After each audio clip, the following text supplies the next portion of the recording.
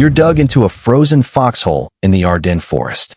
It's December 1944, and you haven't slept in 3 days. Your hands are numb, your feet are wet, and the German artillery hasn't stopped since dawn. Right now, you'd give almost anything for a cup of hot coffee, but there's a problem. Supply lines are cut. The last rations came through 2 days ago, and they didn't include coffee. The quartermaster tent is 15 miles behind the lines, and nobody's making that trip through enemy fire for a warm drink. So what do soldiers do when the one thing that keeps them going runs out? They improvise. They adapt.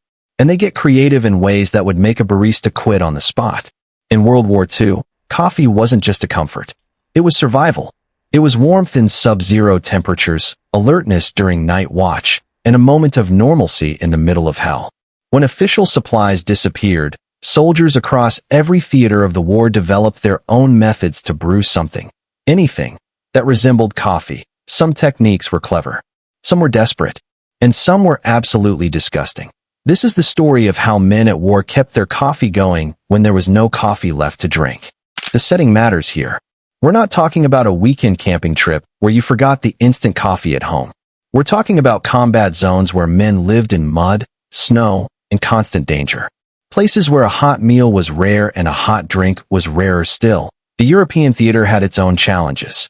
Winter in Belgium and France meant freezing rain, snow that wouldn't melt, and fog so thick you couldn't see 10 feet ahead.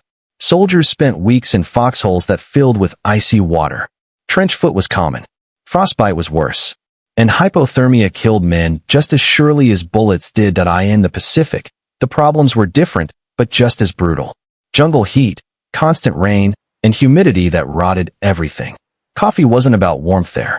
It was about staying alert during night patrols through territory where the enemy could be 3 feet away and you'd never see them coming. In North Africa, soldiers dealt with desert heat during the day and freezing cold at night. Sand got into everything, including the coffee grounds when they had them. Water was scarce, which meant choosing between drinking or brewing. Most of the time, soldiers chose drinking. But across all these theaters, one thing remained constant. When the supply trucks didn't show up, when the ships didn't make it to shore, when the planes couldn't fly because of weather, soldiers still needed coffee. Or at least, they needed something that felt like coffee. The U.S. military understood this better than most armies in history. Coffee had been part of American military rations since the Civil War. By World War II, it was considered as essential as ammunition. The Army's Quartermaster Corps worked constantly to keep coffee flowing to the front lines. They developed instant coffee specifically for field use. They created better packaging to keep grounds dry in humid climates. They even studied the psychological effects of coffee on combat performance. But no supply system is perfect. Ships got torpedoed in the Atlantic. Convoys got ambushed in France. Airdrops missed their targets and landed in enemy territory.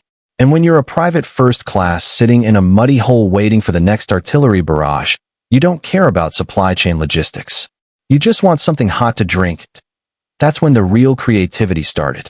Soldiers began sharing techniques they'd learned from locals, from older veterans, or from pure trial and error. These weren't official army methods. They weren't in any field manual. They were folk knowledge, passed from squad to squad, unit to unit, theater to theater. Some soldiers carried small notebooks where they wrote down recipes and methods. How long to roast acorns. Which roots were safe to dig up, and which ones would make you sick. How to tell if water was clean enough to brew with. These notebooks became more valuable than official manuals because they contained real, tested information that actually worked in the field. The coffee substitutes weren't perfect. They didn't taste right. They often didn't have any caffeine.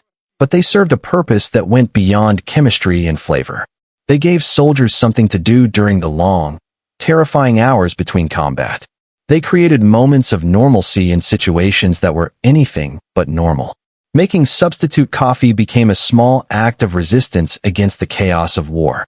It said, I'm still human. I still have preferences. I still care about small comforts.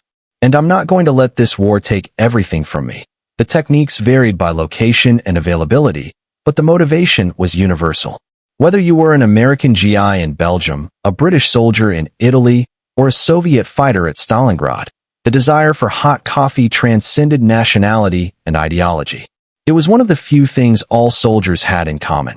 And when supplies did run out, which happened more often than the War Department wanted to admit, soldiers found ways to keep brewing. They foraged in forests and fields. They bartered with locals.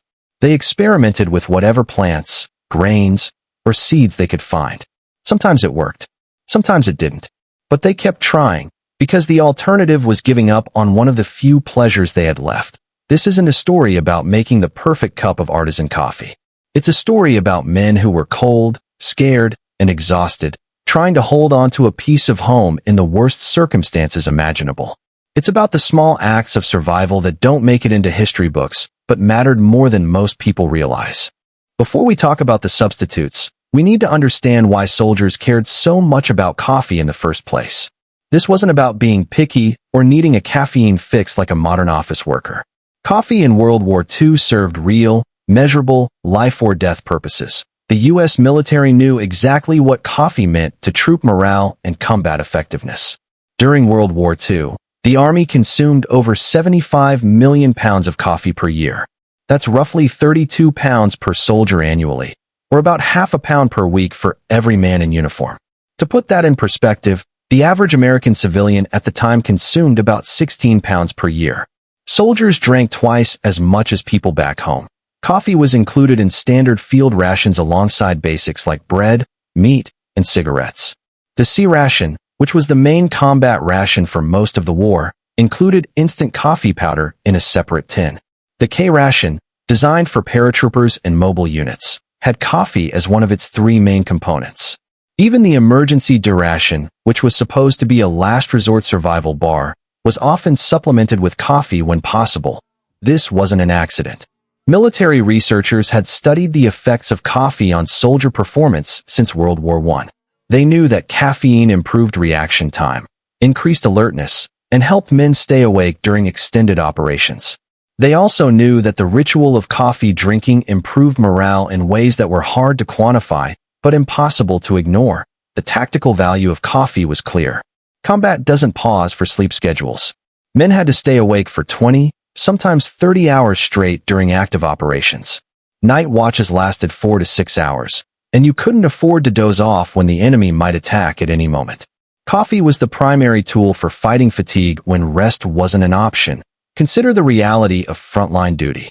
You're rotated to the front for a week or two at a time. During that period, you might get 4 or 5 hours of broken sleep per night if you're lucky. The rest of the time, you're either on watch, on patrol, or waiting for orders in a state of constant tension.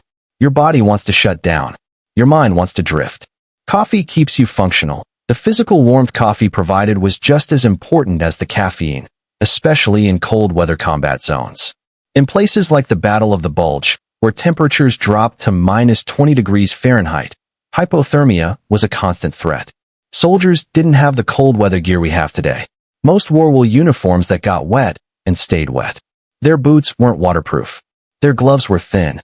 When you're that cold for that long, your body starts shutting down. A hot cup of coffee, even weak coffee, could raise your core temperature enough to matter. Soldiers would wrap their hands around tin cups just to feel their fingers again. They'd hold the cup against their chest to warm their core. They'd sip slowly to make the warmth last as long as possible. In extreme cold, that cup of hot liquid could mean the difference between staying functional and becoming a casualty. But perhaps the most important function of coffee was psychological. War is chaos. Orders change constantly. Plans fall apart. Friends die. You have no control over when you fight, where you go, or whether you'll survive the next hour. That kind of sustained stress breaks people down. Coffee provided a small pocket of routine and normalcy. The act of brewing coffee, even in terrible conditions, created a moment of calm. You boil water. You mix in the grounds. You wait for it to steep. You pour it into your cup. You drink it slowly. For those 5 or 10 minutes, you're not a soldier in a war zone. You're just a person having a cup of coffee. This ritual gave men a sense of control when everything else was unpredictable. It was something they could do for themselves, a small act of self-care in an environment designed to break them down. Squads would gather around a small fire to share coffee, and for a few minutes, they could talk about things that weren't war. Home, food, plans for after the fighting ended. These moments mattered more than anyone realized at the time. The Army understood this. That's why coffee was prioritized in supply shipments even when other items were cut. That's why commanders tolerated soldiers taking extra time to brew coffee between missions. That's why the Quartermaster Corps invested so much effort into developing better instant coffee and more durable packaging. They knew that keeping coffee flowing to the front lines was as important as keeping ammunition flowing. But supply chains in war are fragile.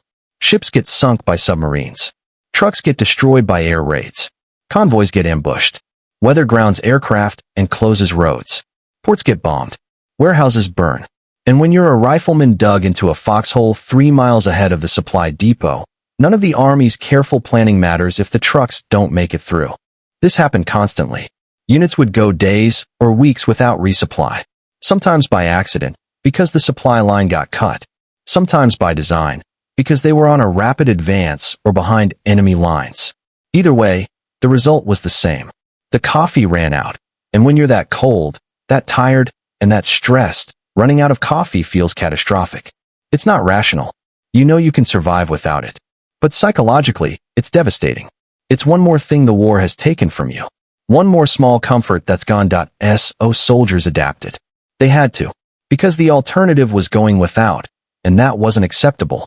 Not when there were ways to make something that looked like coffee, smelled vaguely like coffee, and could trick your brain into thinking it was coffee, at least for a little while. That's where the substitutes came in.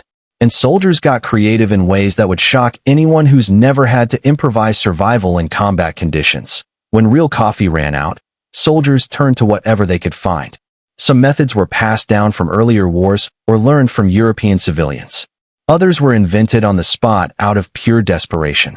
The techniques varied by theater and availability, but they all shared one goal: create something hot, dark, and vaguely coffee-like that could provide a moment of comfort in terrible conditions. That acorn coffee was one of the most common substitutes, especially in the European theater.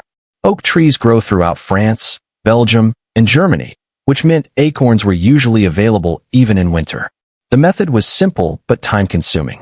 Soldiers would gather acorns, shell them to remove the outer hull and inner skin, then roast them over an open fire until they turned dark brown. The roasting was crucial. Raw acorns are incredibly bitter and contain tannins that can cause stomach problems. Roasting breaks down some of these compounds and develops a nutty, coffee-like flavor. The trick was getting the heat right. Too light, and the drink tasted like burnt nuts with an overwhelming bitterness. Too dark, and you just have charcoal water with no flavor at all. Experienced soldiers learned to roast acorns just until they cracked and darkened, then pull them from the heat immediately. The roasted acorns were then crushed into a coarse powder. Without proper grinding equipment, soldiers used whatever they had available. Rifle butts worked well for crushing. Rocks served as makeshift mortars and pestles. Some men used their mess kit lids as grinding surfaces, crushing the acorns with the bottom of their canteen cups. Once ground, the acorn powder was brewed like regular coffee. Boil water, add the grounds, let it steep for a few minutes, then strain out the solids if possible. The result was a dark brown liquid with a bitter, earthy taste. It wasn't coffee, but it was hot and dark and gave soldiers something to do during downtime. Some men claimed they could taste a slight caffeine-like effect, though acorns contain very little actual caffeine. More likely, the ritual itself provided the psychological boost they needed. Chicory root was another popular substitute, particularly in France and Belgium, where it had been used as a coffee additive for generations.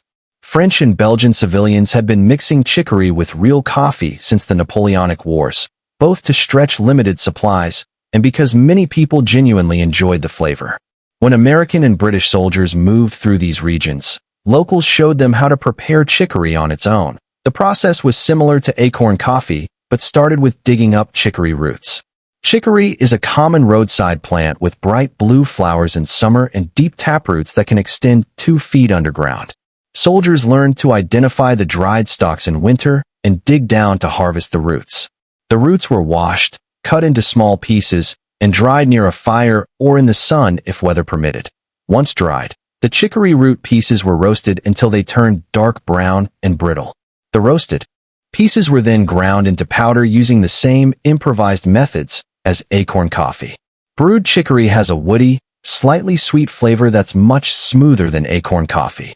It lacks the harsh bitterness and doesn't require as much sugar or milk to make palatable. Some soldiers actually preferred it to the bitter, overboiled army coffee they'd grown used to. The main limitation with chicory was availability. It doesn't grow everywhere, and in winter, when plants are dormant, finding and identifying chicory takes knowledge and experience. But in regions where it was common, particularly in France and the Low Countries, it became a reliable fallback when official coffee supplies dried up. Dandelion root was similar to chicory, but even more widely available. Dandelions are incredibly hardy plants that grow almost everywhere humans have disturbed the soil. Even in torn-up battlefields, cratered by artillery and tracked by tanks, dandelions would sprout wherever there was a bit of soil and sunlight. This made them a practical choice for soldiers who needed a coffee substitute, but didn't have time or knowledge to identify other plants. The preparation was identical to chicory. Dig up the roots, wash them, dry them, roast them, grind them, and brew them. The taste was harsher and more earthy than chicory, with a pronounced bitterness that some soldiers found unpleasant. But it worked, and because dandelions are so widespread, this method was used across multiple theaters, from North Africa to Italy to the Pacific Islands. Barley and rye offered another option, though these substitutes were more common among German and Soviet troops who had longer traditions of grain-based hot drinks. When roasted and ground, barley and rye produce a dark liquid that looks remarkably like coffee. The flavor is malty and slightly sweet, completely different from actual coffee, but the appearance and warmth were often enough to satisfy the psychological need.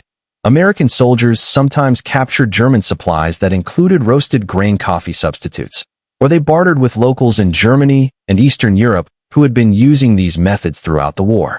The main drawback was that barley and rye coffee contained almost no caffeine, so it didn't help with alertness. But for the ritual and the warmth, it served its purpose. When soldiers did have access to real coffee, they stretched it as far as humanly possible. Used grounds were never thrown away. Instead, they were dried out near a fire, stored in whatever container was available, and reused multiple times. Each successive brewing got weaker, but even pale brown water felt better than nothing. Some units developed elaborate systems for rotating used grounds. The first brew, made with fresh grounds, went to officers or men about to go on patrol or stand watch. The second brew went to everyone else. The third and fourth brews were saved and mixed with whatever substitutes were available, acorns, chicory, dandelions, to give them more color and a stronger taste. Nothing was wasted. Soldiers would sometimes dry used grounds multiple times, brewing them, drying them, brewing them again, until the grounds were practically dust and the resulting liquid was barely darker than plain water. But even that weak brew had psychological value. It was still coffee, or had been coffee, and that mattered. When there were no acorns, no chicory, no dandelions, and no old grounds, soldiers got truly desperate. Some tried roasting wheat or oats scraped from animal feed or salvaged from damaged supply crates. The results were usually disappointing, producing a bland, grainy liquid that didn't resemble coffee in any meaningful way. Others experimented with tree bark, particularly birch, which has a slightly sweet sap and a flavor profile that some soldiers thought might work as a coffee base. It didn't. Birch bark tea is fine as a wilderness survival drink, but it tastes nothing like coffee and provided no stimulant effect whatsoever. A few desperate soldiers tried roasting dried peas or beans, grinding them, and brewing them like coffee. The results were universally terrible, producing a starchy, bitter liquid that was somehow worse than just drinking plain hot water. There are even documented reports of soldiers brewing hot water with a tiny bit of sugar and a pinch of dirt or mud, just to have something dark and warm to drink. This wasn't about nutrition or caffeine. It was purely psychological, a way to trick themselves into feeling like they were having coffee when there was nothing even remotely coffee-like available. It didn't help with alertness, but it helped with morale, which was sometimes just as important for surviving another day. Making coffee without coffee wasn't romantic. It wasn't a fun camping trick or a quirky historical footnote. It was cold, exhausted men trying to stay functional in the worst conditions imaginable. And the reality of preparing these substitutes was often just as harsh as the combat itself. The process took time that soldiers didn't have. Gathering acorns meant leaving your foxhole or defensive position and moving into potentially exposed areas. Oak trees don't grow in the middle of battlefields. They're in forests, along roads, near villages, places where snipers hide and patrols encounter each other. Every minute spent gathering acorns was a minute of vulnerability. Digging up chicory or dandelion roots was even more exposed. You're bent over, focused on the ground, using both hands to dig. You can't hold a rifle. You can't watch for threats. If you're in contested territory, you're gambling that the few minutes it takes to harvest roots won't be the few minutes when an enemy patrol comes through. Soldiers often gathered materials in groups, with some men pulling security while others foraged. But that took more time and more personnel. In units already stretched thin, dedicating men to coffee substitute gathering felt like a luxury.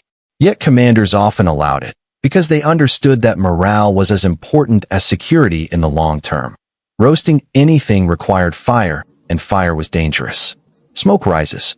It's visible for hundreds of yards in daylight, and can be spotted even farther at night when the glow gives away your position. Enemy observers, artillery spotters, and snipers all looked for signs of fire because it meant soldiers were present. Making a smokeless fire is difficult even with proper equipment. Soldiers learned tricks like using very dry wood, keeping fires small, and burning only during dawn or dusk when natural fog and mist concealed the smoke. But these techniques weren't foolproof. Men were killed while trying to brew substitute coffee because the smoke from their roasting fire gave away their position. The taste of substitute coffee was almost always disappointing.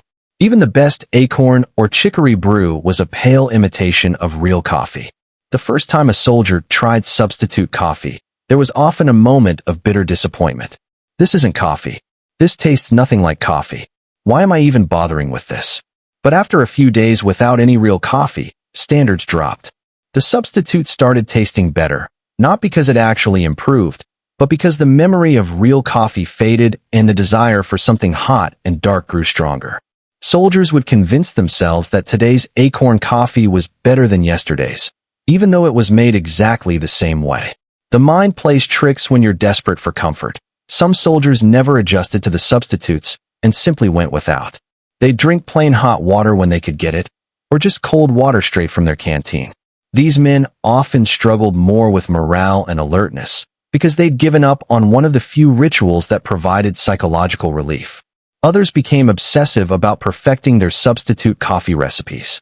They'd experiment with different roasting times, different grinding methods, different ratios of grounds to water.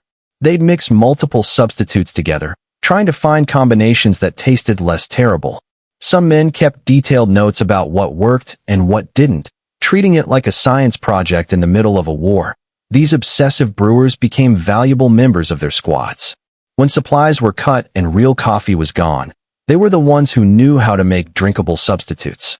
Other soldiers would trade cigarettes, chocolate, or other rations for a cup of decent acorn coffee made by someone who knew what they were doing.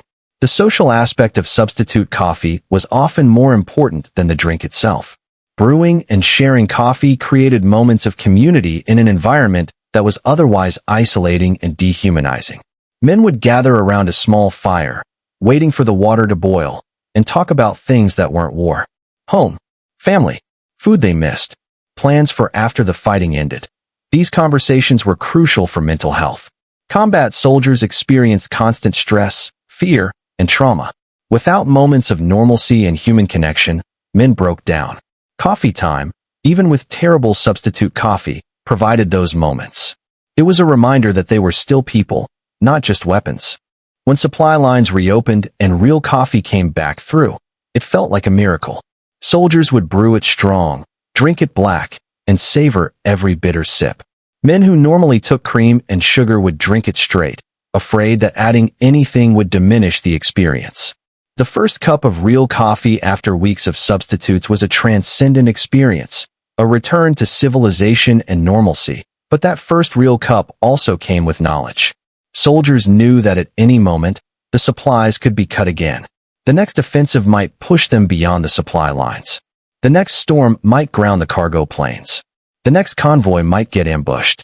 And they'd be back to roasting acorns in a helmet over a tiny fire, hoping the smoke didn't give away their position. This knowledge changed how soldiers viewed coffee for the rest of their lives. Men who served in World War II and experienced extended periods without real coffee never took it for granted again. They'd drink gas station coffee without complaint. They'd finish every cup, even if it was cold or stale. They'd never pour out coffee because it wasn't quite right, because they remembered what it was like to drink roasted acorn water in a frozen foxhole and call it the best cup they'd ever had. They remembered the effort it took to make something barely drinkable from foraged plants and improvised tools. They remembered friends who were killed or wounded while gathering materials or tending the fire.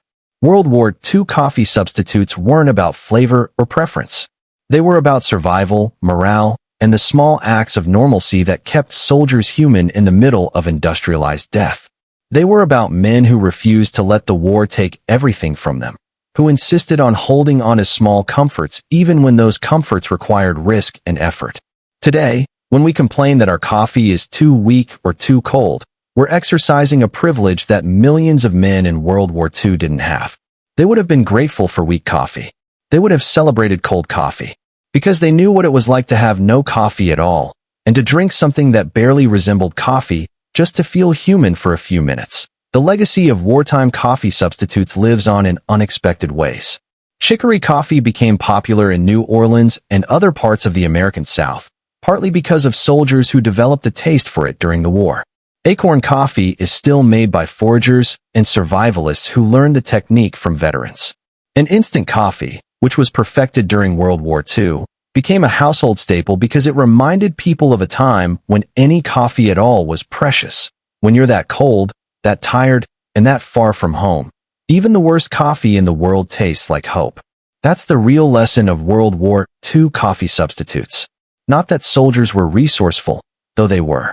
Not that they could make do with less, though they could.